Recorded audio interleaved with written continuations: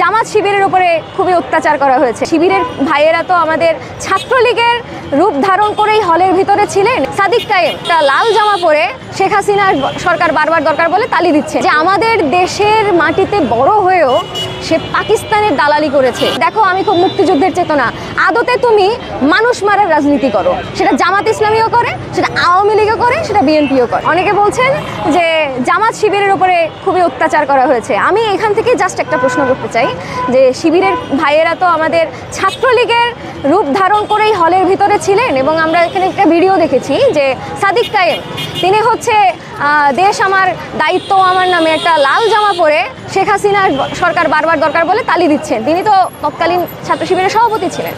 তাহলে এই অবস্থায় তারা কি সাধারণ ছাত্রদেরকে শিবির ট্যাগিংয়ে সহায়তা করেননি? কারণ যখন একটা ছাত্রকে সে শিবির করতো না, তাকে যখন শিবির ট্যাগিং করে অত্যাচার করা হচ্ছে, যদি আমার রাজনৈতিক আদর্শ এতই মূল্যবোধের ওপরে দাঁড়ানো থাকতো, নৈতিক হইতো, তাহলে আমি তৎক্ষণাৎ আমার পরিচয় প্রকাশ করতাম এবং বলতাম যে ওই ছেলেটা নিরপরাধ, ও শিবিরের রাজনীতি করে না, আমি শিবির, দরকার হলে আমার সাথে কথা বলো। এই কথা তারা করেন নাই, বরং তারা তাদের এই গুপ্ত কারবার কিন্তু সাধারণ শিক্ষার্থীদের মাথাতেই কাঁঠাল হিসেবে ভেঙেছেন, তাদেরকে টুলস হিসেবে ব্যবহার করছেন নিজেদের পরিচয়কে গোপন রাখার জন্য, নিজেদেরকে নিপীড়ন থেকে রক্ষা করার জন্য। সাধারণ শিক্ষার্থীরা সর্বদাই এই ধরনের গুপ্ত রাজনীতির বলি হয়েছে। জামাত শিবির হোক, আওয়ামী লীগ হোক, এরা সবসময় তাদের নিজেদের আত্মরক্ষা করার জন্য শিক্ষার্থীদেরকে একটা টুলস হিসেবে ব্যবহার করছে। কখনো সেই শিক্ষার্থী শিবির ট্যাগিং খেয়ে নিপীড়িত হয়েছে, কখনো সে দোষর হিসেবে এখানে নিপীড়িত হচ্ছে। ফলে এই বিষয়গুলা অজুহাত মাত্র। তিনি ম্যানিপুলেশনের কথা বলছেন, তো আমি আজাহারের কনটেক্সটেই আসি। 6টা অভিযোগ ছিল, সন্দেহাতীতভাবে 5টা অভিযোগ প্রমাণিত হয়েছে। অর্থাৎ যদি ম্যানিপুলেশনের ঘটনা আমি ধরেও নিই তাহলে সেটা একটা ঘটনা, তার মানে কি বাকি 5টা ঘটনা মিথ্যা যেখানে আমার প্রমাণ আছে? সেই সম্পর্কে তারা কি বলবেন? আমি তো এই প্রশ্নটাই করছি।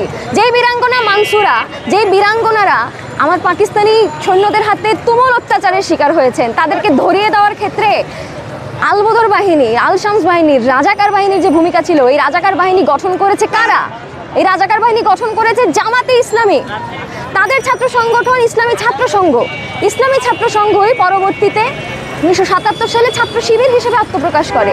সেই ইসলামী ছাত্র সংঘের সর্বশেষ সভাপতি কিন্তু 77 সালে ছাত্র শিবিরের সভাপতি হিসেবে আত্মপ্রকাশ করছে এবং তারা গোলাম আজমের আদর্শকেও নিজেদের আদর্শ হিসেবে মানে। ফলে কুযুক্তি করে কোনো লাভ নাই। বাংলাদেশে মুক্তিযুদ্ধ করতে চেয়েছিল 2 শ্রেণী। এক শ্রেণী যারা একদম মাথার ঘাম পায়ে ফেলে খেটে নিজের জীবন চালায় এবং সে চেয়েছিল যে সে মর্যাদা নিয়ে বাঁচবে, পরিশ্রম করে বাঁচবে, যতটুকু বাঁচবে রাষ্ট্রের কাছে ন্যায্যতা নিয়ে বাঁচবে, সাম্য, মানবিক মর্যাদা, সামাজিক ন্যায় বিচার। আর এক দল চেয়েছিল এই দেশে নিজে যখন পাকিস্তানি পুঁজিপতিদের সাথে পারছে না নিজের পুঁজিটাকে খাটাতে, তখন এই দেশীয় যে উঠতি বণিক শ্রেণী তারাও মুক্তিযুদ্ধ করতে চেয়েছিল তাদের নিজেদের স্বার্থে। অর্থাৎ 2 শ্রেণীর স্বার্থ কিন্তু ভিন্ন। আজকে যখন 71 পরবর্তী সময় আমরা দেখি আওয়ামী লীগ খুব নিজেদেরকে মুক্তিযুদ্ধের চেতনা বলে দাবি করে না, মুক্তিযুদ্ধের সময় তো এই স্লোগানও উঠেছিল যে এই মুহূর্তে দরকার শ্রমিক এবং কৃষক রাজ। কই আওয়ামী লীগ কি সেই দাবি পালন করেছিল? নাকি তারা এই সময়ে যারা অত্যাচারী পুঁজিপতি শ্রেণী তাদের স্বার্থ সার্ভ করেছিল? আদর্শগত দিক থেকে জামাত ইসলামী হোক, সেটা বিএনপি হোক, সেটা আওয়ামী লীগ হোক, তারা হয়তো নিজেদের মধ্যে কামড়াকামড়ি করতে পারে যে আমি গিয়ে শোষণ করব না, তুমি গিয়ে শোষণ করবে। কিন্তু যখন প্রশ্নটা আসে সর্বহারা মানুষের প্রশ্নে, যখন মানুষ খেটে খাওয়া মানুষ প্রশ্ন করে তোমাদের কামড়াকামড়িতে ভাই আমি খেতে পারছি না, আমি মানবিক মর্যাদা পাচ্ছি না, তখন কিন্তু 3 জন একত্রে মিলেই ওই মানুষকে দমন করেছে। বাংলাদেশের পূর্ববর্তী ইতিহাসগুলো আপনি দেখেন যে এক্স্যাক্টলি মানুষের শিক্ষা সংশ্লিষ্ট নিজের জীবিকার যে অধিকার সে নিয়ে লড়াই করছে, একটা সরকারও সেই অধিকার কিন্তু বাস্তবায়ন করে নাই। সেটা কখনো আওয়ামী লীগ বাকশাল তৈরি করে নাই, আবার কখনো বিএনপি জামাত জোট সরকার তৈরি করেও করে নাই।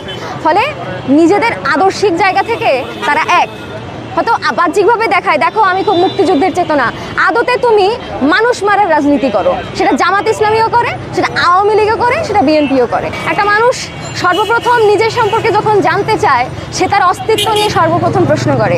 আমি যখন বাংলাদেশে স্টে করছি, আমি যখন বাংলাদেশের নাগরিক, আমি বাংলাদেশের ক্ষেত্রে একই প্রশ্ন সর্বপ্রথম করব, বাংলাদেশের উৎপত্তি কিসের মধ্য দিয়ে? বাংলাদেশের উৎপত্তির সময়ে এখানকার জনগণের আকাঙ্ক্ষা কী ছিল আর এখানকার ওই সুবিধাবাদী শ্রেণীদের আকাঙ্ক্ষা কী ছিল। সেই প্রশ্নই যখন আমি করব তখন আমি দেখতে পাই যে আমাদের দেশের মাটিতে বড় হয়েও সে পাকিস্তানের দালালি করেছে, ওই সময়কার পাকিস্তানের শোষণের পক্ষে গিয়ে সে সাফাই গিয়েছে এবং কিছু কিছু ক্ষেত্রে তারা অস্ত্র হাতেও সশস্ত্রভাবে এখানে মাঠে নেমে মিছিল করছে, যুদ্ধ করছে, মানুষ হত্যা করছে। ফলে সেই প্রশ্নে খুবই ক্লিয়ার কাট যে আজাহার সেই আদর্শের একজন মানুষ যেই আদর্শ আমার বাংলাদেশ রাষ্ট্র সমর্থনই করে না।